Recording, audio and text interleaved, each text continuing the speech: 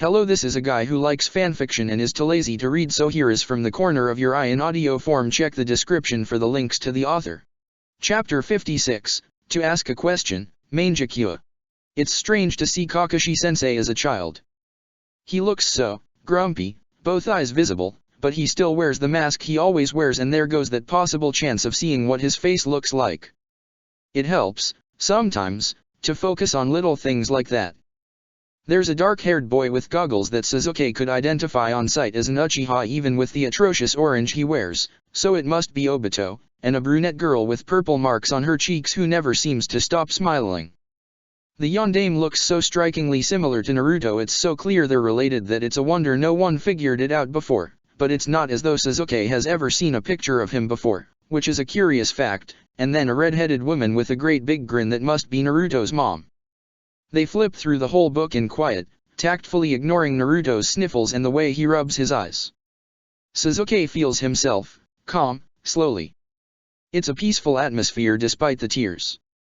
His heart can stop pounding, he can get oxygen in his lungs, and he knows he's safe here. Kakashi-sensei occasionally leans over to provide commentary. Ma, that was when Obito was so late for our mission they gave it to Asuma and we had to run laps around the village. And Naruto occasionally speaks up in question, is this Mom's birthday? Where are her parents? Gone, years ago. And it's nice. The panic slowly slips away and it's replaced with shame. He panicked over nothing. Nothing. Nothing but not knowing where his team is, despite knowing they were safe. They had been with Yamato-sensei when he left them, of course they were safe, and there being too many people and... They hit the end of the book and Naruto stares at the back cover. Kakashi-sensei is there, anymore? Kakashi-sensei shakes his head. I only have one, he says gently, and he reaches down from the couch to give Naruto's shoulder a squeeze. You can take it with you, if you like. Naruto jerks around so fast that he knocks Kakashi-sensei's hand, eyes wide. Really? You don't want them? Their teacher shrugs lightly. Ma, I have copies of a few. Take it. Early birthday present. My birthday's in 2 months. It's a very early birthday present. Naruto scrubs at his eyes and then he's handing the album to Karen and spinning around to throw his arms around Kakashi-sensei in a hug. Their teacher looks startled, for just a split second, before his gaze softens and he wraps his arms around him in return. Guy-sensei is weeping openly and the rest of Team 7 stares at him. How youthful, he cries. Naruto, I will ask our comrades. Ask them, what? He wipes at his eyes and then reaches over to set a firm hand on Naruto's shoulder, even as the others wrapped in Kakashi-sensei's arms. There may be other pictures. They are yours. Naruto starts getting teary again and Sasuke looks away because it feels too intimate and close and not something to be staring at, and he ends up catching Karen's eye. You came straight here with Yamato-sensei, he asks quietly, because it does ache just a fraction that he was not here, that the others were. His fault for meeting up with Ino, he thinks, and the papers press against his stomach. She nods. Yamato-sensei said you were with someone else, she says, and Sasuke's a little surprised that he didn't just tell the whole thing. You just, vanished. We turned around and you were gone. But Yamato-sensei said we should let you be. Well, he thinks, I just had a panic attack and then went to go get secret illegal papers from a friend. That's why I had to vanish. You know how it is. Like that excuse would fly. Actually, scratch that, it was Team 7. If the adults weren't around, or he had looked at Kabuto's papers before, he'd tell them on the spot. Sasuke shrugs instead. Wanted to talk to Ino. This catches Sakura's attention, and she joins the conversation, brow furrowed in surprise. You and Ino are friends, Sasuke. He hesitates, but nods. She presses her lips together in a thin line and some indecipherable emotion flashes over her face so fast he cannot tell, but she turns that into a small smile, looking down at her knees. I'm glad, she says. Ino is a good friend to have. Ino is. Maybe, Sakura had said, what feels like years ago but was only 2 months. Maybe, Sasuke had said back, and she had apologized for going after him, before. he thinks, but it's not like she knew, or he knew. And it was only maybe. But he thinks about the festival and wonders if they're past a maybe. He glances over at the couch, and Kakashi-sensei and Guy-sensei are holding hands and Naruto's wiping at his eyes and Sasuke's heart clenches in his chest. There's his maybe and there's her maybe and then there's the truth that, yeah, Ino is. They go through the photo album one more time and Kakashi-sensei shares a few more stories behind the pictures. It's hard, they can tell, like it almost hurts him to say it, and Sasuke thinks that's why Naruto's not more upset about not getting every single story, before Yamato-sensei forces himself into the waking world and to go get them all takeout. When they're all done eating, Guy-sensei brings out a bunch of blankets and it's clear all four of the genin are going to sleep on the floor of his apartment together. Sasuke hasn't slept alone since the incident, before they left. He wonders if his teachers are doing it on purpose or if it's just a coincidence. What Sakura's parents think. How long this is going to last before everyone goes back home. Sasuke can't sleep, though. He hasn't gotten a chance to look at the papers yet, but they're stuffed in his bag now, carefully hidden in his shirt still from when he pulled on his pajamas. He had left his bag in Kakashi-sensei's room, before, and when his teacher came from the hospital he must have taken it with him.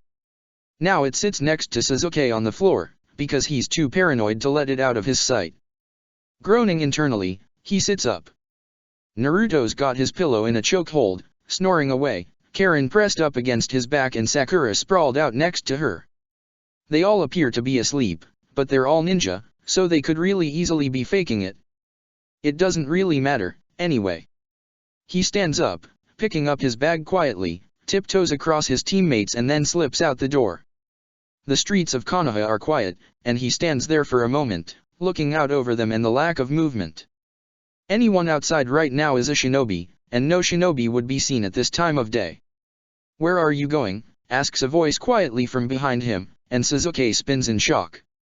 It's Kakashi-sensei, leaning against the wall next to the door, arms folded. He doesn't look distressed or worried or even curious, simply looking at him. Sasuke opens his mouth and then closes it. He doesn't really have an answer, he just wants to know what those papers say, and he can't look at them here.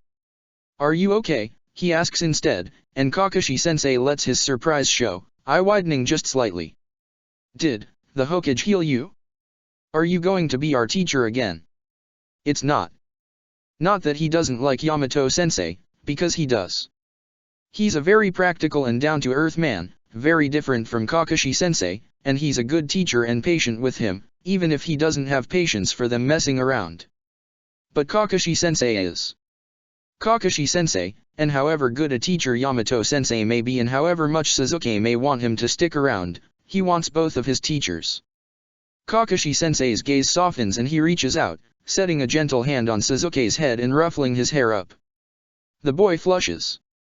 "I was healed enough to be out of the hospital," he says quietly.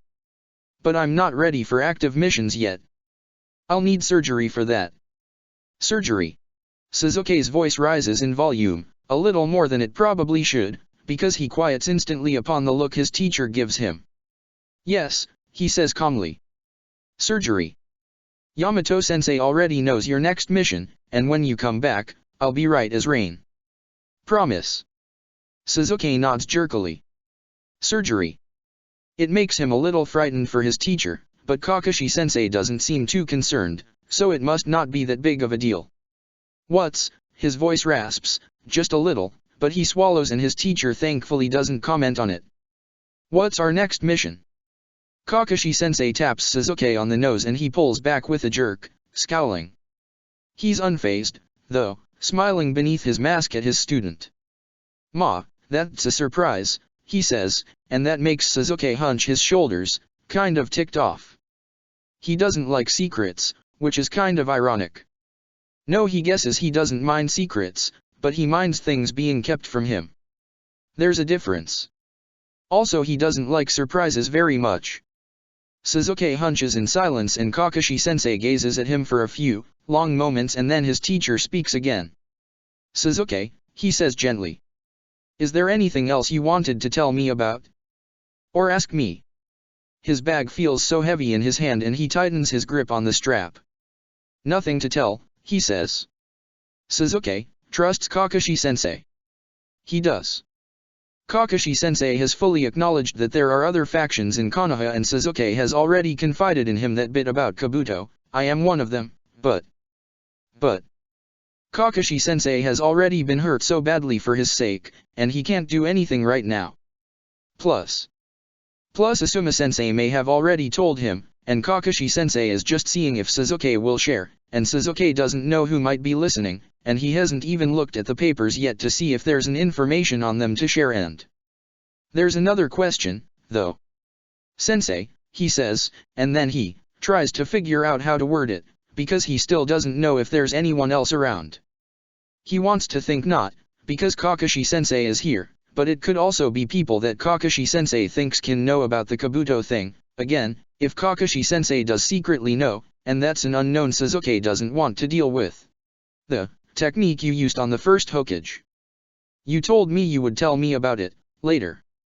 Kakashi-sensei regards him with an unchanging expression of nothing but calm, and Sasuke resists the urge to squirm underneath his gaze. Tomorrow, his teacher says, and Sasuke blinks up at him with a frown. I will tell you tomorrow, if. He wags a finger at Sasuke. You go back to bed right now.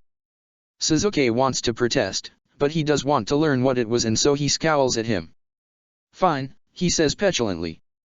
When he leads the way back inside, he tries to ignore the way Kakashi-sensei has to lean on the wall the whole way. He's not sure what time he finally manages to fall asleep, but he's still tied for the first one up in the morning. It's not their teachers, they're quiet as can be, shinobi, but when Sakura sits up with a yawn, Sasuke snaps into awareness. Morning, she signs sleepily at him over the two Uzumakis, and he manages to drum up something that feels more like a grimace than a smile but still satisfies her. Kakashi-sensei is cooking what looks like a ton of scrambled eggs mixed with an equally large amount of veggies over the stove, leaning into Gai-sensei for support, and Sasuke's mouth twists at the sight. If his teacher can't even stand without assistance, can whatever the Hokage surgery is really make him right as rain? He hopes. He has to think so. Sasuke eats his eggs mechanically, barely tasting them, and he ignores the way Sakura shoots a concerned glance his way. He just has a lot on his mind, that's all. Kakashi-sensei. Itachi. Kabuto. Ino. It's a lot to think about, and he shovels in another bite. The Uzumakis wake eventually, stumbling their way over to the kitchen in a sleepy sync to grab their plates of food. It's kind of cute, honestly, the way they bumble into each other, and Sasuke shoves some more eggs down his throat because he did not just think of Naruto as cute. The boy in question blinks blearily at Sasuke, shaking his head a few times like a dog as if trying to snap himself into awakeness. Sasuke, he asks. Are you okay? At whatever expression his face is making, Naruto flushes a little and looks back down at his eggs. Just didn't get to ask yesterday, he says. Oh. That's. I'm fine, Sasuke mumbles, and pretends it doesn't taste like a lie. Last night must have been the last night he could sleep, bundled up with the rest of his teammates like that, because they part ways. Sakura gives them each a long, tight hug before she leaves. First, my parents will get worried if I stay away any longer, she says, and Sasuke wants to protest, that she's an adult and it shouldn't matter, but if he had parents, he would want to be with them, too. Yamato-sensei leaves next. He doesn't give much more than a nod to all of them, and instructions to keep an eye out, and then he's gone, vanishing out the door. Karin and Naruto take their time eating, but even they, too, are eventually ready to go. He gets hugs from both of them. Karin doesn't seem to want to let go, and she shakes a little when she pulls back. Be careful, she says. Naruto holds out a fist and Sasuke gently taps it with his own, and Naruto's grin grows. See you later, Sasuke, he says, and then they're off, hands curled tightly around each other. And then it's just Sasuke. He sits on the couch with his bag on his lap, staring at the wall. Gai-sensei does dishes and Kakashi-sensei gently limps over to Sasuke and sits next to him. It's safe for you to go back to the compound, he says. We looked it over when you were gone, and you'll have Umbu watching, now. That might put a bit of a crimp in his plans. Sasuke fiddles with the strap of his bag, trying to think. Are they, the kind of umbu who would know our motto, he says, because that's the best way he can think to phrase it. Kakashi-sensei inclines his head, just slightly. Yes. You'll be safe. He doesn't know if he can ever feel really truly safe again there, because Itachi was one thing and Kabuto was another, but he can't exactly live on his teacher's boyfriend's floor for the rest of his life, so he nods. HN. Let's go.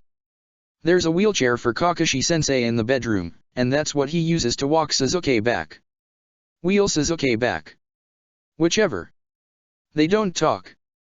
There's no sound between them but Sasuke's footsteps and the ever-turning wheels of Kakashi-sensei's chair as he rolls it. Of course, the rest of Konoha is bustling and wide awake, and they make plenty of noise, but not these two. When they reach the compound, it looks the same. Sasuke stops at the entrance, unable to go in just yet, and it's only when Kakashi-sensei wheels past him that he manages to keep going. There's stairs leading up into his house, so Kakashi-sensei leaves his wheelchair outside and leans on Sasuke as they head in to sit in the kitchen. He has no bad memories in the kitchen. It's the best place. Kakashi-sensei settles down with a sigh and Sasuke stares at the wooden table, at the grains he has so intricately memorized, and his teacher sighs again. There is a further form of the Sharingan I don't think you know of, Sasuke, he says, and Sasuke looks up. The Mangekyo Sharingan. It has abilities that vary per person. I have it, and Itachi has it. Sasuke stares at Kakashi-sensei as if he holds all the secrets in the universe. How do you get it? He asks, hoarsely. Kakashi-sensei closes his eye. By killing your best friend, he whispers. Shisui. That's why Shisui died first, why he happened before the rest of the clan, why. Sasuke swallows. Obito. Kakashi-sensei shakes his head. My other teammate, Rin. What happened? And his teacher tells him the story of the bravest Mednin he ever knew. Chapter 57, To Ask a Question, Gaara Interlude. The only way Gaara can keep track of the days passing is the flowers. He doesn't sleep, still cannot truly sleep, only passing out for small spurts and bits of time while his siblings watch over him, and there is no outside light to keep track of the days, but the flowers are constant. Every single day, one of the Konoha ninja bring him flowers. It's a different arrangement every time, different shapes, and colors and sizes, and it always goes into a simple wooden vase they brought out solely for this purpose. From Ino, each Konoha nin says, and Gaara wonders. At first, his siblings do not say anything about it. They're still navigating this strange, familial relationship that they have not tried in so long, not since they were all very young. The ninja question them on occasion, but mostly they are simply relegated to the bedroom they're all sharing. It's nice, it's simple, but their weapons are gone and there are no windows, no other ways to exit. Gaara could easily break them all out if he had a wish to, of course, but he does not. They're just not sure what to do with us, Temari says on the first day, quietly, after she returns from her questioning to the relief of her brothers. The Kaze cage is dead, and so is the Hokage. Kankura looks interested at that. Think they've got all of us stuck like this? Temari shakes her head. Doubt it. That's a lot of holding cells and food they probably don't have. Since we're, well, she doesn't quite finish that, while they're more than willing to acknowledge each other as siblings, now, acknowledging their father is. And because Gaara is. Because I am a demon, Gaara says, and both his siblings flinch at that. Be because you have a demon inside of you, Temari says, and they all pretend she didn't have a slight stutter, a slight thread of fear. And because we were in the Chunin exams. They've got us, and maybe Baki and a few other Jounin. If he is alive, Gaara says, and the other two pale at that. Kankura swallows harshly. It's Baki, yeah? He's an old desert fox. He's fine. But none of them ask the Konoha nin. The flowers come again on the second day, when none of them are questioned, and on the third and the fourth and every other day after. The shinobi bring them with their afternoon or evening meals, which is good food even if it lacks the spice of Suna, and Gaara can't help but be surprised every time he sees them. Kankura finally comments on them, the fourth time. Is she like, trying to date you, he asks, and Temari shoves an elbow into his gut so hard he keels over. Gaara stares at the flowers and considers this. He turns to his sister. Is she? The expression on her face is one that Gaara has never seen before, of pain and humor and exasperation all at once, and she shakes her head. I don't think so, Temari says. I don't know what they mean, but she'd probably leave a note with them or something. I think she's just nice. Nice. Gaara thinks of the frightened girl who had held her hand out to him, who had comforted him, and agrees that that is a good word that describes her. Nice. Yamanaka Ino is the nicest person he has ever met. Touch changes, now, with his siblings. They'll sit next to him. Let their shoulders brush each other. Kankura ruffles his hair one day and then laughs so hard he cracks his paint at the bewildered look Gaara gives him. They do not mind that he does not speak much, or do not seem to, chatting next to him and occasionally addressing him in a way they never did before, and there's a warmth inside of him that doesn't seem to diminish. Not even the whispers from Mo from the Ichibai can diminish that. When the whispers are too strong, his siblings shield him, gentle hands holding his arms and their bodies hiding him from the ninja that stand watch outside their door, and they talk him through it, and Gaara feels so full he could burst. They care if he gets hurt, and it's so much it's overwhelming. There has been over a dozen flowers delivered when Gaara stops counting, and when the new Hokage finally arrives.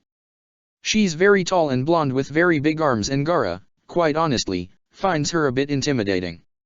He feels justified in this response, because the Ichibai feels the same way. There's something about her necklace that keeps drawing his eye, and he tries not to stare at it. Temari seems to feel no such intimidation, though. She gets in a shouting match with the new Hokage in the middle of the room, 15 years old versus however old the Hokage is, very old, Gaara thinks, because she's very tall, and Kankura looks like he's going to hide under the bed after he dodges the end table the Hokage throws, but Gaara grabs his arm and anchors him next to him. It turns out okay, because no one gets hurt and the Hokage ends up laughing at them and giving all of them a grin. All right, kids, she says. We'll get you an escort back tomorrow. Get some sleep. I do not think Gaara starts to say, because he cannot truly sleep and thus cannot follow her instructions, but the door is already shut before he can finish, and so he blinks twice instead. Kankura laughs slightly, shaking his head. Temari, you're fucking crazy, he says, which is a definitely odd statement to make because out of all of them, Gaara definitely thinks she is the most normal. He nudges Gaara and grins at his younger brother. I saw where you were staring, he says, and oh. Yes, Gaara says, though it wasn't really a question. Her necklace bothers the Ichibai. His grin falls away and he and Temari both stare at Gaara before Kankura tips his head back in despair and stares at the ceiling. Why are you always so weird? Gaara thinks this is the first time that Kankura's insulted him, even if he doesn't quite understand. Thank you, he says. True to the Hokage's word, there are several ninja ready to escort them the next day. One of them is the second proctor from the exam, Senbon caught in his teeth, and he gives them a cheery grin. Another is a woman with long purple hair pulled into a braid who gives them a respectful nod. The third is a woman with 2 red triangles on her cheeks and 3 dogs at her feet. The fourth is Beiki. Temari and Kankura exclaim in relief, and Gaara can see how they twitch, how they hold themselves back from flinging themselves at their Jounin instructor. It's not something you do in front of an enemy, or one you are uncertain about. Gaara personally doesn't know where Konoha falls in that, but he hopes it's the second. He doesn't want them as an enemy. Beiki looks fine, something is a little bit off about his face, a little bit of a droop in his left eye, but he doesn't seem to be injured. Still, he signs at Temari and Kankura, whose smiles drop off their faces. Gaara doesn't know Suna sign. He nudges his sister. Temari, what? It's dangerous to give interpretations when there are others right there, because no one wants the enemy to be able to figure out your sign, but Temari gives him a rough estimate. He can't speak. Damage from an attack, he has to relearn it. Oh. That's. Gaara doesn't know how one should take that, but he simply makes a note that he needs to learn Suna sign, just in case it takes Beiki a long time. They all walk to the entrance to Konoha together, and Gaara can feel the weight of stares upon them. We were the only ones they were holding, Temari murmurs into his ear. Baki has been signing to her and Kankura. Temari can't tell Gaara everything, but she has shared the important, and Gaara is listening. He nods slightly, looking past her to the gate, and then stops breathing. There are two genin standing there. He recognizes them, Ino's teammates. The boy he had tried to kill in the preliminaries, and the boy who had stepped in to save him. Gaara doesn't know their names, but they look up when the group approaches. "Hey," says the one who had trapped him in his shadows. "Can you all hang on just a second? Ino's on her way." Gaara's heart catches in his throat and his siblings both shoot glances at him, but it's the proctor they look to, who chews on his senbon thoughtfully. "We can wait," he says. "But she better get here soon." The other one nods. "Promise, she'll be here any second. She's just going to get Dash." "Hey!" A shout echoes across the village, an unfamiliar voice, and the group turns to see two small figures darting from rooftop to rooftop in their direction. The first one lands neatly in front of them, jogging the rest of the way over. It's Ino, and she smiles. "Hey, sorry, I didn't want to miss you." She glances back and the other figure lands clumsily on the ground and sprints over, and it's a genin that Gaara recognizes, but doesn't know. It's kind of hard to forget a blonde ninja wearing nothing but bright orange. Temari and Kankura stiffen next to him, and the Konoha shinobi shift uneasily, but Ino forges forward and pushes the other blonde next to her. "Gaara, there's someone I want you to meet," she says. "Gaara, this is Naruto." "Naruto, Gaara." Naruto stares at him with wide eyes, and Gaara really has no idea why Ino wants them to meet, but the other clears his throat and sticks out his hand. "I've got the Kyuubi sealed in me," he says, and the woman with the dogs sucks in air between her teeth. Ino's teammates stare at Naruto with wide eyes. It's nice to meet you." Gaara stares at him for a long time, and he can see the other ninja getting uncomfortable, but he can't. "I have the Ichibai sealed in me," Gaara says, and he reaches out to take Naruto's hand. He's warm through the sand, and they shake, and the smile that splits the blonde's face is the widest Gaara has ever seen. "I know you gotta go," Naruto says, "but do you wanna be pen pals, maybe?" Gaara has no idea what that is. "I have no idea what that is," he says. "Oh, it's, Naruto frowns thoughtfully for a moment. "It means we write letters to each other, back and forth. So we can talk even if we're in different villages and stuff. I've got pen pals in AIM, too. The idea is, it's an interesting one. To write to this other ninja who also has a demon, to talk to him and see what he has to say, and yes," he says. "I'll be your pen pal." Naruto cheers and lunges forward for a hug, and Gaara neatly steps out of the way. The proctor doesn't bother to hide his snicker, patting Naruto on the shoulder. "Come on," he says. "We have to get going, we have a schedule to stick to. In the desert, that's important. You don't want to get caught in the cold of night, nor trapped with the blazing hot sun when you are unprepared," and the Sunanin nod. Ino's teammates approach Gaara next, and the one who had done the saving smiles at Gaara. "Hey," he says. "No hard feelings, right?" The one who Gaara had tried to kill snorts and rolls his eyes. "Shouldn't I be saying that?" he mutters, but he quells at the look the other teammate sends him. Yeah, no hard feelings." "Thank you," Gaara says, because he knows of nothing else he can say. They aren't addressing anyone else. Naruto doesn't do much more than wave at Temari and Kankura and greet them, and Ino's teammates don't really look at his siblings at all, because they're all here for Gaara, and the realization is overwhelming. It's so much. Ino is in front of him, and she smiles. "Hey," she says, and she reaches out for him. Ino moves slowly, telegraphing her movements, but Gaara doesn't move away, not like with Naruto. She wraps her arms around him and squeezes him tightly, and she's so warm. He reaches up and lets his hands curl in her shirt, and her arms wrap just a little bit tighter, before she pulls back enough to look him in the eye. She's just a little bit taller than him, and it feels comforting, her arms around him as they stand. "Can I write you, too?" he asks, because there's so many things he wants to ask her he doesn't think he can get it out right. "You." Ino blinks twice, surprised, and then relaxes. "Yeah," she says. "I'll write you back." He pulls back, Then, because he realizes literally everyone is watching them and it's a lot, but Ino doesn't lose her smile. Write me as soon as you get there, okay? Gaara nods. I will. I promise. Chapter 58, To Ask a Question, Midpoint. Kakashi leaves Sasuke in his compound. He leaves his student, the one who recently ran into his murderous older brother, who not long before was tormented by Kabuto, who not long before that witnessed a woman dying in front of him to save him, who not long before.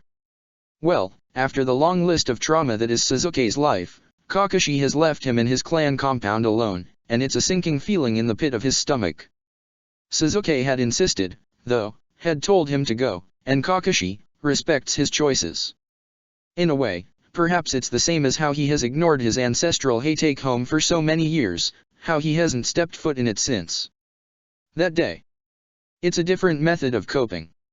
It doesn't mean it's good coping, though, something Kakashi would know very well. He wheels himself back to Guy's apartment, and Tenzo is still there when he returns. He looks exhausted. Kakashi truly did throw him into this whole "hey watch my kids" thing without warning, but it's not like he could have warned him. Guy's washing dishes in the kitchen, humming to himself, but Kakashi opts for gingerly shifting from wheelchair to couch, relaxing into it with a sigh. Tenzo, he says quietly, and he can feel the man's gaze even as he shuts his eyes. If this does not work, if I can't continue, I want you to be their teacher. Tenzo doesn't seem surprised by the statement. It's up to the Hokage, he points out. Kakashi cracks open his single good eye. Why would she say no to that? His cute little Tenzo seems to have a million responses, enough so that he can't settle on one, and he shakes his head. Captain, he says, with the faith of one who cannot conceive of a different ending, who cannot imagine living in that kind of world, you will continue to be a shinobi. There is no way you will not. I wonder, Kakashi says, and he leaves it at that. Iruka-sensei. Naruto's familiar voice echoes down the street, and Iruka turns, smile on his face, always ready to see his favorite student. He comes barreling down the street and only just manages to stop before he knocks his old teacher over. Iruka ruffles his hair. Naruto, he greets, pleased to not be bowled over for once in his life. There's a twinkle in his eye. It's almost dinner time, were you finding me for ramen? No. I mean, Naruto frowns, clearly deeply thinking, and folds his arms over his chest. I got something big to talk to you about, Iruka-sensei, but, can we please get ramen, too? He laughs. I was the one to bring it up. Naruto cheers and tackles him in a hug, but Iruka's prepared this time, sticking to the street with chakra to stop them from falling over and shaking his head. He pats Naruto on the back, and his student lets go. Naruto is more than happy to lead the way with a grin, and Iruka follows behind fondly. Now, Naruto, he says. What did you mean when you said you had something big to talk with me about? He frowns. Nothing bad, I hope. Nope. He shakes his head cheerily. All good, Iruka-sensei. Naruto leans in, speaking quiet enough that civilians would not be able to hear. I told my team about the fox, he whispers, and Iruka's eyes go wide. They didn't care. Oh, he's so glad for Naruto, his heart swells. Iruka beams, putting a hand on Naruto's shoulder and squeezing. I'm so happy for you, he says. That's exactly how it should be. Naruto gets a little misty-eyed, scrubbing at his eyes and then beaming back.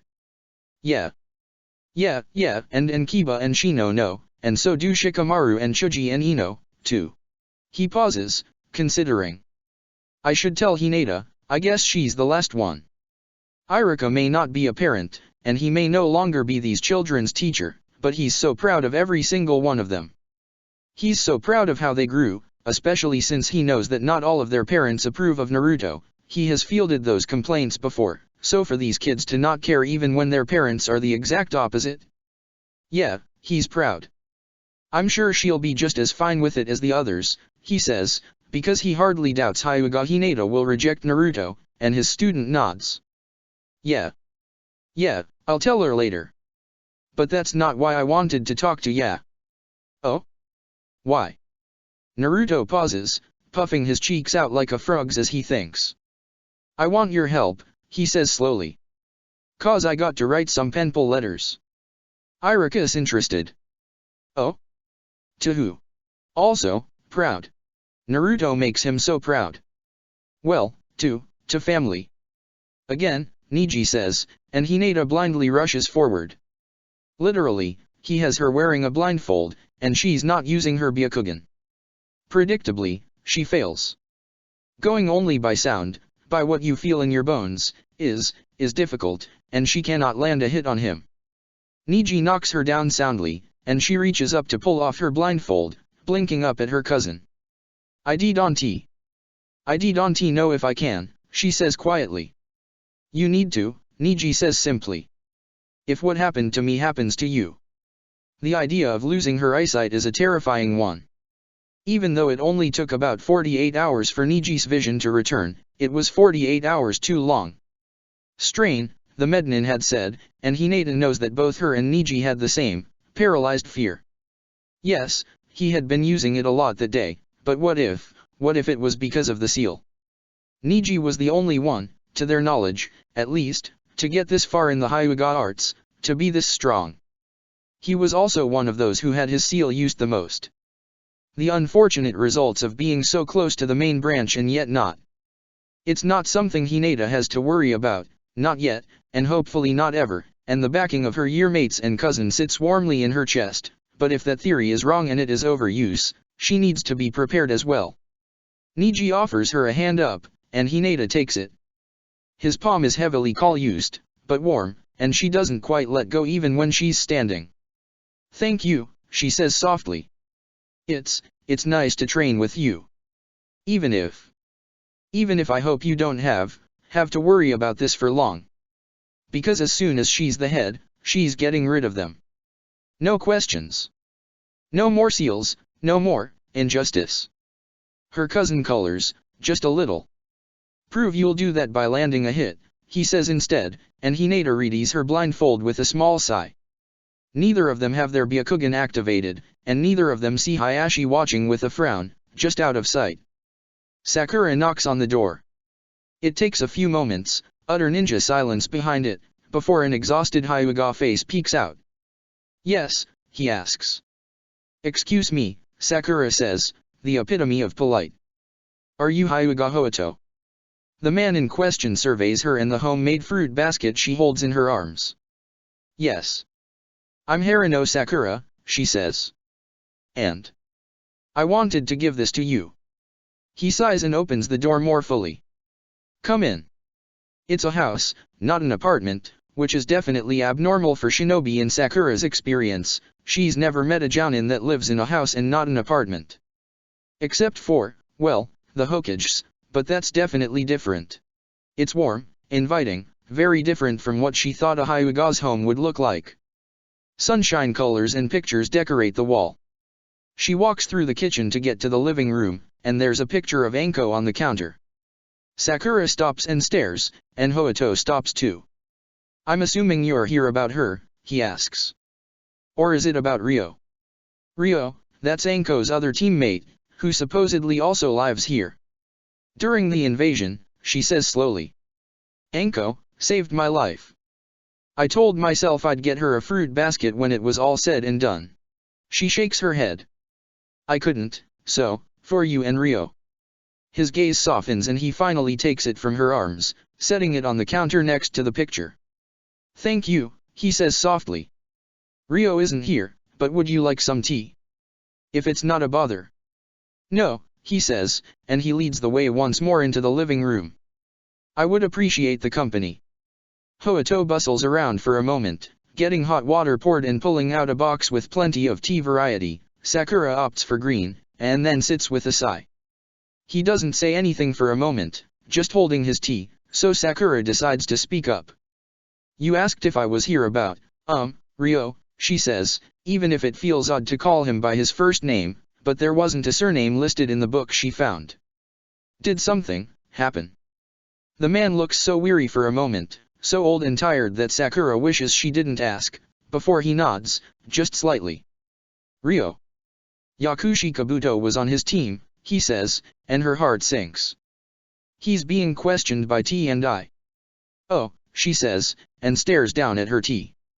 It was something she hadn't thought about. She hadn't done much more than look up previous team rosters in the library and then asked around to find where Hyuga Hoito and Ryo lived, together, apparently. But to be on Orochimaru's team and then, years later, to have your student leave and join Orochimaru. I'm sure the Hokage will sort it all out, and he'll be back soon, Sakura tells him, and tries for a smile. He returns it, and takes a sip of his tea. Choji can tell that Shikamaru's head is moving 1,000,000 kilometers a second, spinning wildly, but he doesn't say anything. He's kind of grateful for it. The fact that Naruto has a demon in him is shocking enough, but he doesn't need to hear one of his best friends give his commentary. It'll make his head hurt. Instead, he dismisses it, because it doesn't really matter, does it? Naruto is Naruto, and focuses on his other best friend, giving Ino a smile. Ino, he says. Asuma-sensei started talking this morning, you should visit him. She seems distracted, staring after where Gaara left, and she doesn't respond until Shikamaru gently elbows her. Huh? What? Ino blinks twice and then processes the conversation again. Oh. I will, tonight. I've got something I've got to do, first. Ino's not forthcoming on the topic, which isn't super like her, but even Ino has secrets, so Choji forges forward. She'll tell them when she needs to, he's positive. Okay, he says. But soon, all right. Yeah, Shikamaru agrees. You've only really seen him once since he woke, and he wasn't very awake then.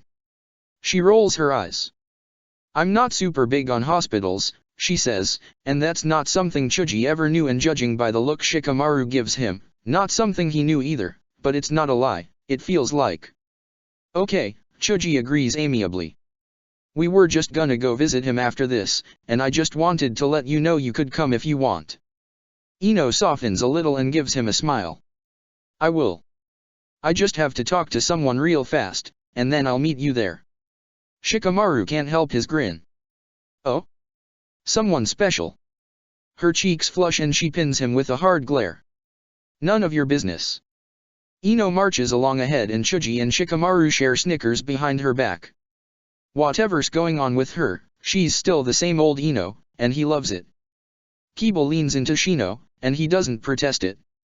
Of course he wouldn't, they're a team, they're pack, and Kiba likes it when Shino smells like him and Akamaru and Hinata and Kurane-sensei instead of just his freaky lovable weird bug self. Shino doesn't have the same sense of smell, so it's not like Kiba's gonna tell him that, and then he'd probably go take a really flower-scented bath to get rid of it, and it's nice all the same. Kiba, Shino says suddenly, and Kiba blinks from his drowsing, dragging himself into full awakeness. Yeah, he says quietly, not wanting to wake Akamaru from where he sleeps on his lap. You were friends with Naruto in the academy, he says. Your family, did they tell you anything of him? I wish to know. Kiba rubs at his eyes and yawns. Nah, he says. Never brought anybody home cause my mom scares a lot of people, but she didn't care when I told her about Naruto. Why? There's a long pause, and Kiba thinks Shino isn't going to answer before he does. I respect your family, he says slowly. Why? For my own warned me against him. Huh. Kiba's really not sure how to take that, and he scratches his head. Like, he's a menace and stuff? I heard other parents say that, but... Besides, I knew he had a freaky ton of chakra anyway, I just didn't know why. Kinda makes sense now. Shino inclines his head. I knew the same. Why? My Kakaichu informed me. Yet I took that as a reason to stay away. He doesn't respond for a moment. You are a better person than me, Kiba. Why? For we knew the same, and yet you embraced him as your friend. He shakes his head. Nah, Kiba grins. You didn't like him because you didn't like anyone back then. You don't care now, right? That is correct. You are more intelligent than you look. Thanks. Wait, is that a compliment or an insult? I stand corrected. It's only when her lungs are burning does Teiwa stop for air, lacing her hands behind her head to get better airflow and trying to inhale. Her companion does the same, coming to a stop and collapsing on the ground, staring up at the sky and doing her best to function. We can't stop long, Teiwaya says, barely able to form the words. Isaribi nods, but she can't get out much more than that. For a few minutes, they just wait, trying to breathe until they finally, truly can, and then Teiwaya grabs a canteen from her pack, downing some water, and then passes it to the other girl. Isaribi gulps it down gratefully, and Teiwaya wonders with a pang how she's managing to do this, away from water. Drink the rest, she says, and though Isaribi hesitates, she does so. How? How much longer, she asks, and Teiwaya doesn't want to say forever, but she really feels like that's the answer. Nightfall, I think, she estimates instead. When it's dark, I think we might be able to properly lose her. Isaribi nods and Teiwaya offers a hand, helping her to her feet and then just holding her, for a moment, grabbing her and tugging her close, and the other girl does the same. Her scales are strange against Teiwaya's fingers, strange but feeling more familiar every day, and it's comforting to hold another in her arms. If she gets us, she'll make us like her, she says softly, and it's a terrifying thought. She's already lost the boys, and as much as she hated them when they were around, they were a comforting form of hate. Kin and her team were lost to Konoha, and now Isaribi is the single person she has left. She won't lose her. Not to this. Teiwaya pulls back and cups her cheek. I won't let her get you, Teiwaya promises with all the fucking ferocity she can, and Isaribi snorts. You act like I'm defenseless, she says, but there's humor in it. I won't let her get you either, you know. Yeah, Teiwaya says, and it's a warmth she hasn't felt since Kin and Orochimaru died in one fell swoop. I know. They take off a few moments later, and Teiwaya tries to breathe. She won't lose another. She can't. Tenten is a hard opponent, there are no ifs, ands, or buts about that. Karin is infinitely grateful to Lee for properly introducing her to the rest of his team and also infinitely grateful that Tenten offered to teach her as well. Niji had just given her a kind of disdainful look and then Tenten stuck her tongue out at his back and Karin tried not to giggle, even if it means the other girl fights her until she's black and blue. Karin's gotten a lot better at throwing weapons, though, even in this single 1-hour session, and if Tenten's willing to keep training her she's sure she'll learn a lot. And it's nice to be around someone who doesn't know what happened, who doesn't know what plagues her dreams and her nightmares and. Tenten plops down next to Karin, giving her a smile. We can catch our breath for a sec, she says, and Karin's so grateful she could cry. Sides, I want to talk to you. I need to get to know my fellow kunoichi. She winks and Karin blushes and covers it by taking a sip from her water bottle. Oh, well, what did you want to know? Basics, I guess. Like, why did you want to be a shinobi? That's a basic question? Karin takes another sip of water and tries to think. Well, words fail her for a moment as Tenten looks on in curiosity. When she doesn't come up with an answer, Tenten shrugs. It's okay if you don't want me to know. I just thought I'd ask. Karin shakes her head. It's not that, she says. I want to protect my team. Simple as that. Tenten looks like she really tries, but can't resist rolling her eyes. That's not a reason, she says. Everyone wants to do that. Being a shinobi came before your team, and will come after. Jounin don't do stuff with their team even if they're around, you know. Karin has to admit she's right on that. No, like, what's your goal? What do you want to do? She shrugs. I want to be the greatest weapons master in the world. I want you to be able to hand me any weapon and I'm the expert and I can beat like 1,000 people with it easy. That's what I want to do, my specialty, I guess. Oh, Karin says, and she thinks about it. She doesn't really have an end goal. Sasuke does, don't think about them, don't think about the bodies, don't think, and so does Naruto, but Karin doesn't think she does and she doesn't think Sakura does. Lee has one, she knows this, and she's pretty positive that Niji does as well. But Karin. I don't have that, she says, and she feels horrible for it. Tenten just gives her a smile, though, and a nudge on the shoulder. That's okay, she says. I guess we'll just have to figure it out. Asuma opens his eyes, and one of the two most beautiful beings in the world is sitting at his side. "Hey," says Kurane gently, eyes damp with tears, and he manages to draw a small smile of his own. "Hey," he says back. She's holding his hand, fingers interlaced, and it's a grounding point. He had been locked up in his head for too long, so long, and Uchiha he flinches and she squeezes his hand all the tighter. They haven't talked about this. Haven't talked about their relationship, now that it's just two, if they're going to remain together or if it's too much or just, any of that, and Asuma doesn't think he wants to try that conversation soon. Right now, it's just so much to be awake. The light hurts his eyes, even, and he covers them with his free hand. "Can you close the curtains?" he croaks. He loses her for a single second while she does so, and then she's back. "How are you feeling?" Asuma laughs harshly. "Like I battled my way through IWA alone," he says, and Kurane has to smile at that one. "How are the kids?" "Good," she says. "Gaara left today, and your team saw him off. He's proud of them, proud of all of them for their actions during the exam, and proud of them for becoming friends with former enemy and just proud of them in general. They're good kids," he says. "They are." Kurane tips her head slightly to the side. "And if I'm not mistaken, you're about to see some of your good kids." Part of him is glad to see them, is always glad to see them, and the other part wishes he were alone with her just a little longer. Still, he'll take what he can get. "Hey," he says. "I love you." Her gaze softens, and she leans forward to press a kiss to his cheek. "I love you, too." The door swings open, then, and Asuma greets his boys with a smile. It is hot. That is typical of the desert, of course, but they have not yet reached the desert. They still travel within Konoha, with their escorts, and they keep to the ground. Gaara is not sure of his tree-jumping abilities, and he's glad they will not be tested today.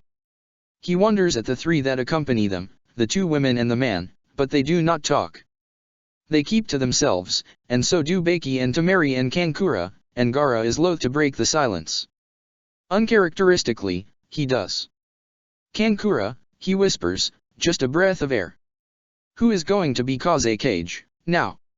His brother's gaze flickers over to him, mouth pressing in a thin line, and he makes a single hand sign that Gaara does know, the upright hand that is familiar to all shinobi. "Wait.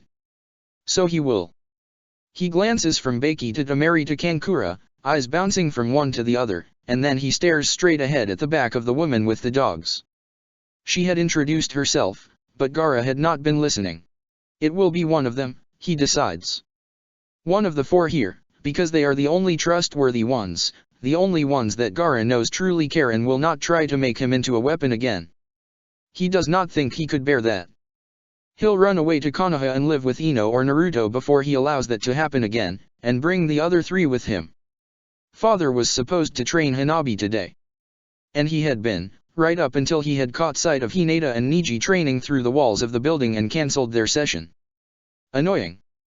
Father is Father, but he is very good at being a shinobi and teaching Hanabi to be a good shinobi, and she likes, well, being a good shinobi. She wants to keep training. KO is her first thought, of course, but KO is being punished for his failure during the invasion. No amount of protests from Hanabi made that any better, and she thinks she might have made it worse. Niji and Hinata are training together, and since father is watching them, Hanabi definitely can't go over there, even if she wants Niji to give her a pat on the head and call her Lady Hanabi. Well, she guesses, there is another person who is a strong shinobi who will call her that. Having the Byakugan is a really good thing, in situations like this. It makes searching very easy, makes it super simple to sweep the entire village as she wanders and tries to track down one of the strongest shinobi in the village, Rock Lee.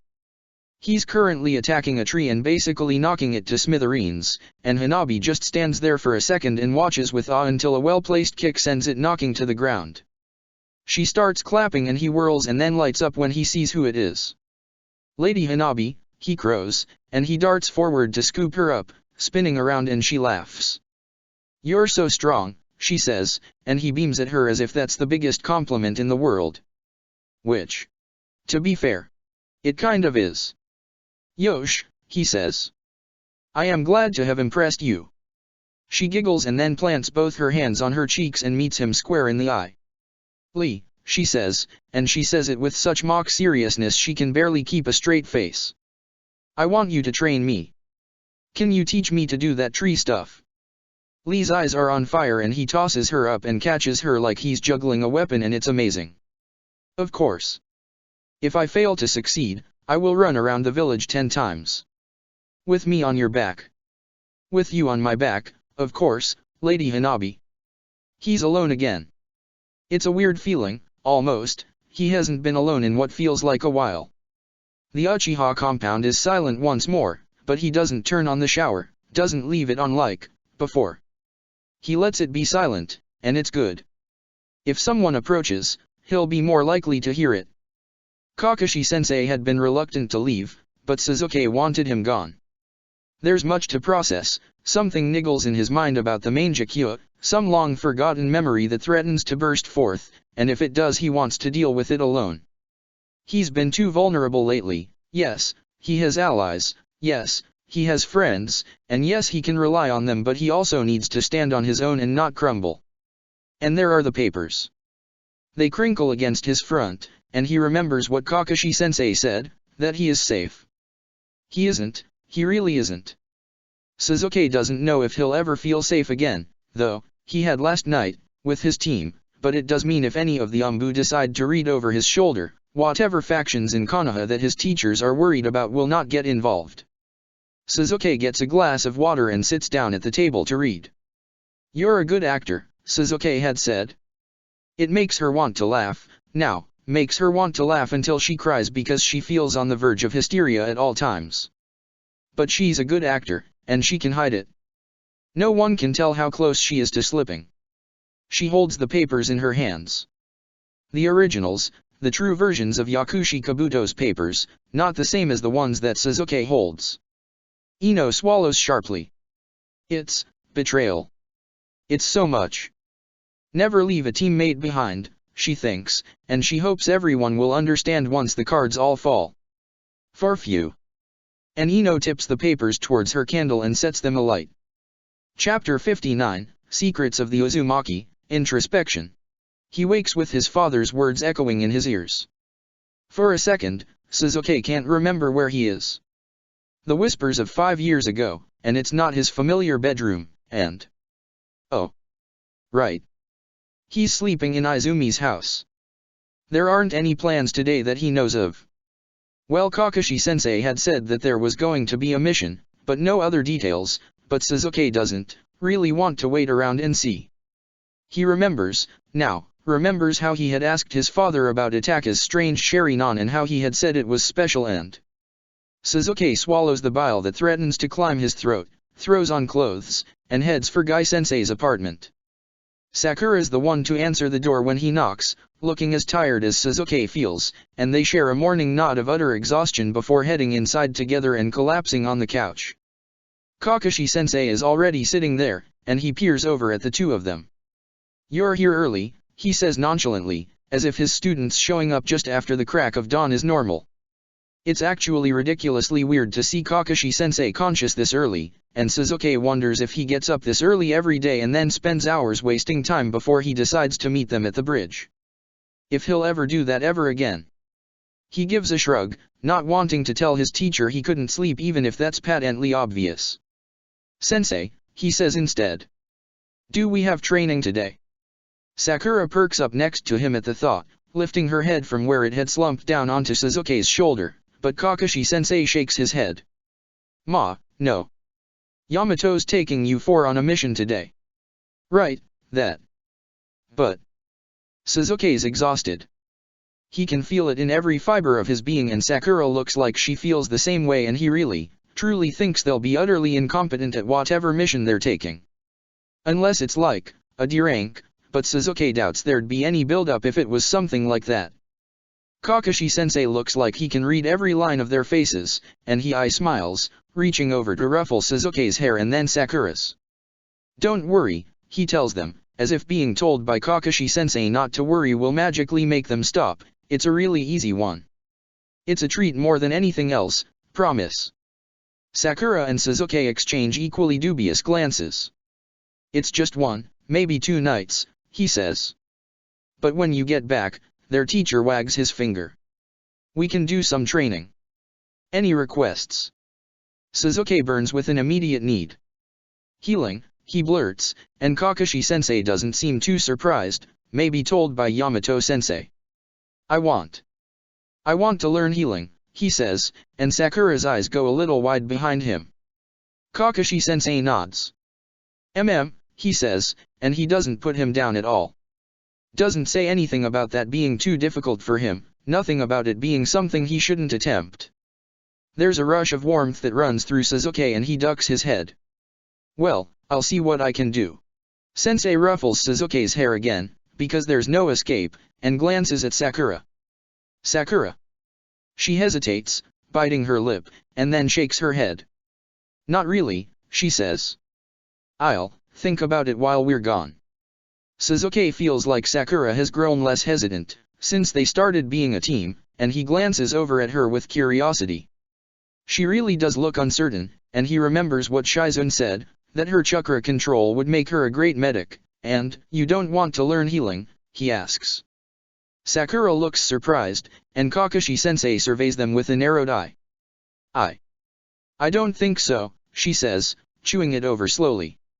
I want to fight. But I don't know, what? Kakashi-sensei ruffles her hair, too, because that's his new favorite activity since he figured out it makes them all scowl, and I smiles at her. You have time to figure that out, he says gently. You're still a genin. Well, they don't know the results of the Chunin exams, if there will be results, so maybe they're all actually Chunin at this point. There's another knock on the door that interrupts Sasuke's thoughts before he can ask Kakashi-sensei about the results, and Sakura hauls herself to her feet once more to answer the door. It's Yamato-sensei, and he doesn't look at all surprised to see them there. Sakura, Sasuke, Captain, he greets them all in turn. Sasuke definitely wants to know the reason for Kakashi-sensei being captain, but he'll ask that later. Are you ready? Sasuke folds his arms. No, he says flatly. You haven't told us what the mission is. How can they be ready? That seems to amuse Yamato-sensei, more than anything else. It's a surprise, he says. A good one. Sasuke and Sakura exchange dubious glances. Is it really? But it's not like they can argue with their superior officer, so they get to their feet. Kakashi-sensei smiles at them. Tell the cute little Uzumakis hi for me, he says. And ask them about training. Why is he never not weird? Sasuke gives him a nod, still, and Sakura reaches over and gives him a hug which Kakashi-sensei accepts with a crinkled eye, and then Yamato-sensei and Sakura are out the door. Sasuke lingers for a second. Sasuke, he says, is there anything you want to tell me? The papers are folded up small, hidden in the farthest corner of Izumi's drawers, not someplace anyone would think offhand to look, but Sasuke shoves his hands in his pockets and glances away. Are we going on another mission to keep me out of the village? He asks. Kakashi-sensei doesn't look surprised by the question. His smile does fade, though, and he tips his head back. Well, we have a few problems to root out before you linger here, he says. I don't think we'll be able to weed out everything, but give us a bit, okay? Sasuke frowns, considering, and then gives Kakashi-sensei the barest fraction of a nod. Fine, he says, and he follows the rest of his team. Sakura tries to pry out their mission from Yamato-sensei on the way over to Naruto's apartment. Well, the Uzumaki apartment, it's not just Naruto's anymore. Their teacher stands resolute, though, and doesn't breathe a word about the details. He knocks on the Uzumaki's apartment door and Karen answers, blinking sleep out of her baggy eyes. Yamato-sensei, she asks quietly. Sasuke wonders how much sleep she gets, now, and how much time she just lays awake and hopes it comes to her. He understands, way too much. Good morning, Karen, Yamato-sensei greets, a little more gentle than he was with Sasuke and Sakura. We've got a mission. Can you and Naruto pack for 2 nights, light combat, and meet me on the bridge in half an hour? It takes her a second to absorb that, and she nods. All right, I'll wake him. He smiles at her. I'll see you there. She shuts the door and he turns to the two of them. Right. You heard that, think you can do the same. Sasuke narrows his eyes at him. Couldn't you have just told us that before we followed you all the way over here? Yamato-sensei's smile grows, and he's so petty. Sasuke scowls. Fine, he says. I'll meet you. He turns on his heel and marches away, hands in his pockets. Sensei, Sakura asks quietly, her voice fading behind him, do you think you could? Packing is easy. This time, though, he spends a little more time poking around. He likes the sleeveless purple he's been borrowing from Izumi, and he swaps his arm warmers out for her fingerless gloves. He packs as much medical supplies as he has, which isn't a lot, and he pulls out the papers from their hiding spot. Untouched. Sasuke holds them and tries to figure out what to do. He had hoped that with Kabuto's papers, with that knowledge, he could figure something out. I am one of them, Kabuto's voice echoes in his ears, and he flinches. There's secrets, so many secrets, and he hates every single one of them. He hates keeping them. When he was young, his father wouldn't tell him what the Mangekyo truly was, he remembers now. He had asked about Itaka's eyes, oh so innocently, and his father had called them special and that was that. No hint of their true nature, no hint of what Kakashi-sensei divulged. If even he had not been allowed to know when he was younger, is that something he should share with his team? Should he tell them how the Sharingan grows stronger? He's not stupid. He knows it wouldn't make any of them wary, any of them think he would go for them to kill them. Sasuke wouldn't do that and they know he wouldn't do that and there's not a doubt in his mind on that front. But it still eats at them, keeping that away, almost like he could, and that's why he's not saying anything. The papers crumple in his grasp. And then there's Kabuto. Kabuto, who speaks of experiments in Konoha's underbelly, who comments that he is one and says that Sasuke is one of them and he doesn't understand, can't even begin to. There's more to being one of them than being an experiment, Kabuto must mean, for why would Sasuke be in that number? Is it being a target, how Team 7 is being ushered out of the village almost the moment he got back? Is it to do with the people that are untrustworthy, here in Konoha? Sasuke still doesn't understand how Kakashi-sensei made the jump, that day, from the message which had to be from Kabuto in his wall, to the fact that there are factions in Konoha that are untrustworthy. True, Kabuto had been a Konoha shinobi, but that jump was different than the possibility of spy. That statement, to trust none but their fellow genin and their teachers. Kabuto's papers had given him no answers, either. The simple story of an orphaned boy who grew up to be a mediocre shinobi until it turned out he was not, at all, but a very good spy instead. Were his teammates all spies as well? His teacher? Ino had told him to tell no one about the papers, unless they already knew. Sasuke's been waiting for Kakashi-sensei to say something that truly affirms that Asuma-sensei told him, but there's been nothing yet and Sasuke is very close to breaking his promise and just not mentioning Ino's involvement. Because if Kabuto's papers say nothing, that means someone is high enough in the system, or has the connections, to make that info disappear. He shudders, tucking those papers away in his bag, and heads for the bridge. He's the last student there. Naruto leans against the railing, half asleep, while Sakura and Karen lean into each other, hands clasped and talking. They all perk up when he arrives, and he has the faintest of smiles for them. Hey, Naruto says, grinning. Sasuke, what do you think Yamato-sensei's got for us? Something cool. He shrugs, leaning against the railing next to him. Kakashi-sensei said it would be a treat. Oh, that's right. He said you need to figure out what you want to do next for training. Naruto leaps up with a yell, all sleepiness apparently gone. I wanna learn that cool trick he taught Sakura. Their teammate looks over at him, quirking a pink brow. That lightning was super cool. Sakura snorts. It'll be hard, she says. It took me the whole month to master that. I'll do it in half a month. Naruto boasts, and she scowls at him, and Sasuke wonders for a brief moment if he's going to have to break up a fight between them because oh how the tables have turned, but... Settle down, Yamato-sensei says, looming over them, and they do. Immediately. He's freaking scary. Yamato-sensei settles back, and they realize there's a woman standing next to him. She's got short brown curls with freckles patterned across her nose, and is very clearly not a shinobi. She has a green dress with leggings and sandals, a choker around her neck that seems very much like a fighting liability, and no headband in sight. She grins at them all. "Ah, you're cute," she says, and Sasuke turns his gaze from her to Yamato-sensei. "Cause what the hell?" He smiles gently at her, though. "Yukamai," he says. "This is Karen, Naruto, Sasuke, and Sakura. Kakashi's students, but I'm looking after them for the moment. Team, this is Yukamai, my sister." They all snap to attention and she flashes them a peace sign. "Nice to meet you," she greets cheerily. "So which of you are the Uzumakis?" Karen and Naruto exchange glances, and then they both raise their hands. We are," Naruto says. She beams at them and taps the side of her nose. "You two are gonna have fun on this mission." Chapter 60, Secrets of the Uzumaki, the need to talk. They refuse to share anything else.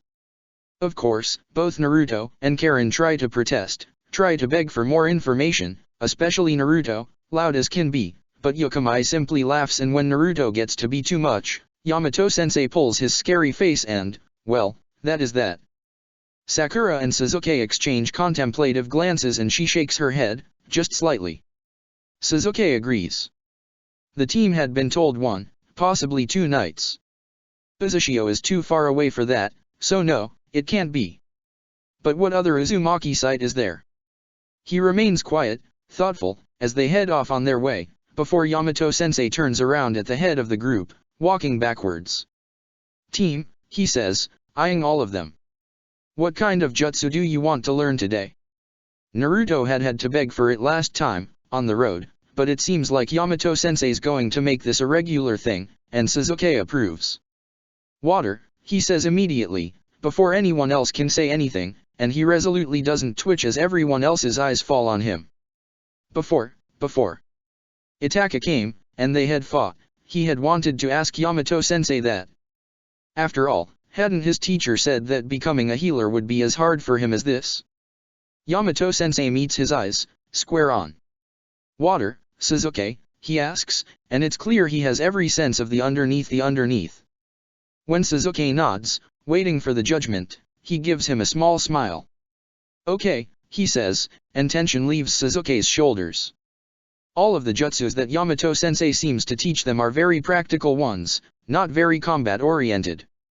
This one is drawing oxygen out of water. It makes the water, pulling from their water flasks, pool around their mouths like some strange sort of mask. Sakura finds it the easiest. Naruto, surprisingly, isn't too far behind, a far cry from his struggle with the light jutsu, and Sasuke wonders if elemental jutsu is just easier for him, leaving Karen and Sasuke to bring up the rear on learning. "Yamato-sensei," Sakura speaks up with interest, since she already has the new jutsu under her belt and can talk, unlike the other 3 with water wrapped around their mouths. "Why did she call you Tenzo?" Yamato-sensei stills very slightly, barely a skip in the beat of his walking, while Yukamai nearly trips over herself. Her brother catches her and she grimaces at him. She shrugs. "Sorry, Tenzo." He sighs, just a little, and Sasuke draws the water away from his mouth, concentrating on letting it float in a ball above his palm as he listens. "It's hard. It's very hard, but it's a good chakra control exercise and that's what he needs, right?" "I'm Umbu," he says, and that's not news to Sasuke. Sakura only likes slightly surprised, Karen frowns under her water, contemplative, and Naruto says something completely unintelligible into his own water mask. Sakura bumps into his shoulder. "Idiot," she says, "but there's no heat in it. All their insults are fond, nowadays. We can't understand you." Comprehension hits his gaze and he pulls the water away, it sticking to his hand like a sort of glove. "So why's that mean you've got 2 names?" Sasuke barely resists the urge to roll his eyes.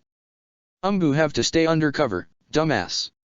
He's only telling us because we're Desh. He can't quite bring himself to say that they're Yamato-sensei's team, because they're not. Kakashi-sensei is just temporarily down, so he just shrugs instead and everyone seems to get his message. Naruto scowls at him, though. "I'm not stupid," Sasuke, he yells. I know that. But if Tenzo is his super secret Umbu name, then why is his sister using it like it's nothing, huh? Okay, Naruto actually has a point, and Sasuke glances away, not wanting to admit that he was wrong. Yamato-sensei sighs, and Sasuke chooses to look at him instead. It's a long story. He presses his lips together in a thin line, thinking, and then shakes his head. Not while we're walking, I can tell you the story later. Given he's been walking backwards this entire time, talking to them, Sasuke kind of gets not wanting to spill a deep and likely traumatic backstory with them. Hell, it's not like Sasuke's ever really talked about his with his teammates, just a little, just here and there, but that's also mostly because literally everyone knows what happened. So, that's that. Naruto looks a little disgruntled, probably not picking up on that, but nods and returns to working on the water jutsu. To Sasuke's dismay, he gets it next, within the half hour, and is then free to chatter away at Sakura while he and Karen continue. Hey, Sakura, Naruto asks, and he thinks he's trying to be quiet, but there's no sense of privacy when they're out here, the four of them. You look tired. Are you okay? She seems surprised, but Sasuke does agree with that. He had known it the moment he saw her, this morning. He knows he's just as exhausted, as is Karen, but no one is going to question why they're tired, no one is going to wonder. Sakura, though. I'm okay, she says back, while everyone pretends they're not blatantly listening in. Hey, Naruto, when you said you had something to tell me when we got back, was it? Sakura glances at Yukimai, who keeps letting her eyes flicker over, and doesn't quite finish her sentence. He nods. Yeah. It was. And your stuff. Sakura's eyes flicker over to Yukimai once more.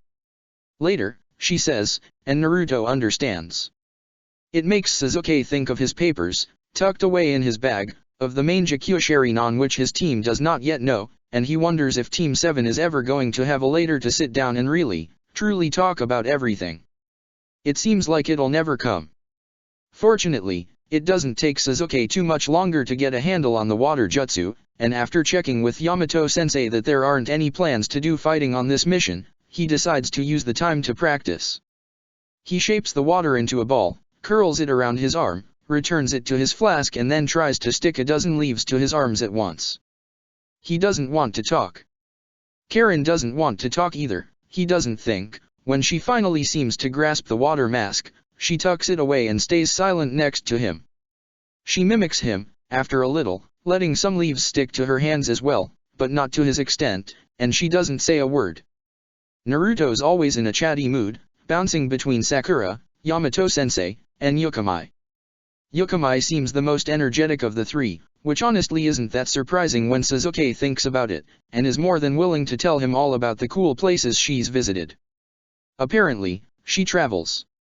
She's just starting a story about the time she met a lake monster when Karen jerks to a halt. Sasuke notices first and stops as well, leaves fluttering to the ground as he turns to regard his teammate. She's stiff, staring at something through the trees. Karen, he asks quietly, and the others have stopped as well. It feels like, there's some emotion in her face that Sasuke can't possibly read, can't possibly decipher, but he can see desperation in that mix, and her eyes turn and lock on Yukimai, who smiles gently at her. Are we? Yeah, we're just about there, the woman says, and Karen bolts. It's so sudden Sasuke doesn't know what to do. She takes off, sprinting, breezing right past them all, and the rest of her team blinks stupidly after her before Naruto recovers and takes off, and soon Sakura and Sasuke are on their heels. He doesn't bother to look back and see if the other two are keeping up, but it's not like there's too far to run away. Karen jerks a turn and then all four of them burst out into a clearing. There's a building. Crumpled, ruined, old, half the ceiling sags in on itself, and it looks dangerous to even step into, wood-rotted and old and a striking sight with the sun setting behind it, but that's not what catches his eye. There's a spiral above the entrance, the one that's on all of the Konoha vests and on the back of Naruto's orange jacket, and Karen sinks to her knees. It feels like Mom, she whispers, and then she bursts into tears. An ancient Uzumaki temple, so old and so dripping with the chakra of the Uzumaki that had come before that Karen could feel it seeped into the foundations. It sounds so strange to Sasuke, that chakra can be so embedded in a place that it feels like them, and he wonders if it's the same for the clan compound, if it feels like the Uchiha who came before. He doesn't ask, though. Karen manages to calm herself, clinging tightly to Naruto, who seems shell-shocked himself, tearing glances back and forth between his cousin and the temple, and Sakura and Sasuke sit by them. Yamato-sensei is fixing the temple, smoothing out wood and creating pillars that lift up the ceiling, and that wood is, once again, something else he needs to ask about. There's a never-ending list of things that Team 7 needs to speak of, and Sasuke thinks they need a team meeting, or something, relatively soon. It feels like they're always going, more and more and more, and he doesn't know how much more he can handle, how much more he can take until he'll snap into little brittle pieces. Yukamai sits next to them, though, on carefully folded legs as she watches her brother. Sasuke supposes maybe he can get something answered. "Can you do that too?" he asks, and she meets his eyes in surprise. "Control wood." She shakes her head. "I'm no ninja," and, the woman pauses, weighing her words with unusual seriousness. "We're not related by blood. It's complicated." It sounds like it. With Yamato-sensei not wanting to explain his own name, adopted sisters that travel the world and show up out of nowhere with hidden Uzumaki temples, and the ability of the first Hokage. Sasuke is really starting to wonder how much he really knows about Yamato-sensei. Nothing, basically. A strange contrast to how much he knows about Kakashi-sensei, about Rin, and Obito and his teacher and his eye, and Sasuke sees unwilling comfort in that because Kakashi-sensei is still their teacher, and that's... It feels good, to have that, makes the knot in his heart unwind just a touch. Yamato-sensei returns with a small smile. "It's ready," he says, and they enter. The shrine isn't big, but it's old, so very clearly old that even though all the stairs and the floor is now reinforced, it makes Sasuke nervous to walk, to feel the creak. Masks line the wall, all hanging up in 3 rows, ONI masks, all of them just slightly different from each other. There's just 2 missing, from right next to each other, and painted flames lick the wall underneath them. On the other walls are bookshelves. A few scrolls have fallen off, onto the floor, but otherwise it looks untouched. Pristine, if forgotten for decades, perhaps, and Karen drifts away from her cousin and over to one of the bookshelves as if in a trance. She reaches out, pulling a book off, and gently blows away the dust. "I know this book," she says quietly. "My mother had one just like it." It gathers them, the 4 of them, and she opens up the book to the first page. "It's not even yellow," says Sakura, and Karen gives her a tiny smile. "Seals, for freshness." Karen moves past the title page and onto the first page proper, and Sasuke is surprised to see that he can't understand it. The symbols are unfamiliar, and he frowns. Karen's fingers lightly trace over. What is that?" Naruto asks. His voice rasps, and Sasuke's eyes flicker off. He looks off. Uncomfortable, shifting in place and eyes wide, darting, but he fixes his gaze on his cousins with a look of hope mixed with something unreadable. "I can't read it." "It's, Karen hesitates. She glances at Yamato-sensei, who gives her a tiny nod of encouragement, apparently more than willing to let her take the lead in explaining everything if he does know any of this. "I don't know what it's called, Mom never told me, but Uzumaki used special writing to keep stuff secret. Mom's book was just like this, and she taught me how to read it. It's a storybook." Her gaze softens and she turns the page, a tenderness in her eyes that makes Sasuke's chest a little tight. "She used to read me this. I thought, when I left Kusa, that..." Yamato-sensei smiles, reaching over to set a hand on her head. "I don't know a lot about the Uzumaki clan," he says. "But I thought it might help." Oh. There's a weight off of Karen's shoulders, a relaxation seeping into her core that Sasuke doesn't think he's ever seen, and this was a good idea, after attacking. He wonders how long his teacher has known this was here, then, if he was able to figure out bringing them so quickly. Naruto takes a few stumbling steps back from them, and it's loud in the calm quiet. His eyes are screwed up, tears cling at the corners, and everyone's face shifts a bit towards alarm. He waves his hands. I'm fine, keep keep reading, I just dash. His face crumples a little. Sorry, I need to dash. And he runs. It's a reverse of Karen's eager, desperately hopeful running towards the temple of her clan. There's an awful line of desperation in Naruto's back as he runs, not hopeful but something else, and those tears hadn't been happy, and when they all stare in shock after him. I've got him, Sasuke says, and ever caught in Naruto's pull, he chases after. Check the description for the links to the author.